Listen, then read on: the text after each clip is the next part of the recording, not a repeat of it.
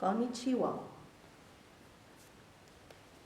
Ogawa Ito, qui est née en 1973, c'est une écrivaine japonaise. Elle est connue pour ses rédactions de chansons et ses livres illustrés pour les enfants. Son premier roman, Le restaurant de l'amour retrouvé, a obtenu un grand succès et est sorti en film. Elle a également écrit Le ruban, Le jardin arc-en-ciel, La République du bonheur. La papeterie Tsubaki est parue en 2018. Le livre.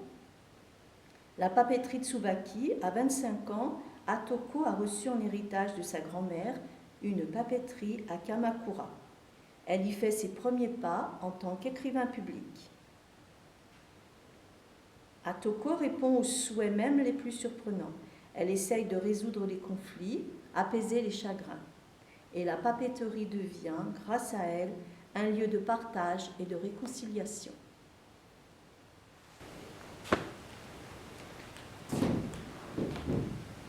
C'est par un froid après-midi, sous un ciel constellé de minuscules flocons de neige, qu'un homme grave s'est présenté à la papeterie Tsubaki. Bonjour. Il a ôté poliment son chapeau sur le pas de la porte et épousseté la neige accrochée à ses épaules avant d'entrer. Il devait faire très froid dehors. L'homme s'est dirigé droit vers moi. Il tenait à la main, avec beaucoup de précaution, un paquet enveloppé dans du tissu. À coup sûr, il était venu pour consulter l'écrivain public. « Asseyez-vous, je vous en prie. » Je lui ai présenté un tabouret. Dans la foulée, j'ai préparé une boisson en versant dans des tasses de la poudre de kudzu arrosée d'eau chaude. La bouilloire en fonte chauffée sur le poêle. L'homme a soigneusement plié son manteau et l'a posé sous ses genoux. « Buvez tant que c'est chaud, je vous en prie. » Je me suis assise en face de lui, un peu de biais. Je m'étais servie aussi, pas dans une des tasses pour la clientèle, mais dans un mug. « Vous voulez bien écrire vos coordonnées, s'il vous plaît? Que puis-je pour vous ?» Il a alors pris la parole, l'air au bout du rouleau. « En fait, j'aimerais que vous mettiez fin aux tourments de ma mère. » « De votre mère? Mettre fin à ses tourments? Qu'entendait-il par là? » Un instant, une pensée sinistre m'a effleuré l'esprit, mais je l'ai vite écartée. Ma mère est quelqu'un de brave, qui n'a jamais dépendu de personne.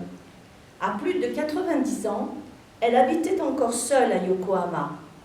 Mais depuis qu'elle est entrée en maison de retraite, elle dit des choses bizarres. Mon père est décédé il y a bien longtemps. Et pourtant, elle affirme qu'elle doit absolument rentrer à la maison, car une lettre de lui va arriver. Nous étions persuadés que ma mère divaguait, qu'elle s'inventait des histoires. Mais l'autre jour, en faisant des rangements, ma sœur a trouvé des lettres. Les voici. Prenez-en une, s'il vous plaît. Vous m'autorisez à la lire?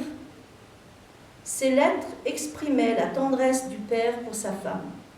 Il lui avait écrit depuis de nombreux lieux où il séjournait. Dire que mon père, si bourru, savait aussi se montrer tendre et affectueux. Votre mère attendait les lettres de votre père, ai-je commenté. Et elle en espère encore aujourd'hui, n'est-ce pas? Voilà pourquoi elle veut rentrer chez elle. Il a discrètement essuyé les larmes qui lui étaient montées aux yeux. Puis il m'a demandé bien en face. Pourriez-vous écrire une lettre de mon père depuis le paradis? Là, c'était à mon tour d'avoir les larmes aux yeux.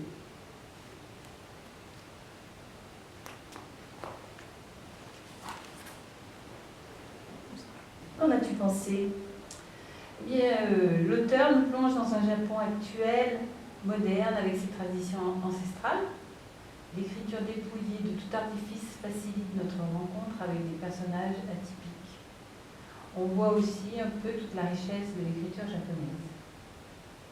Une vieille étagère, dans l'odeur de pourriture, un roman d'amour. Sayonara.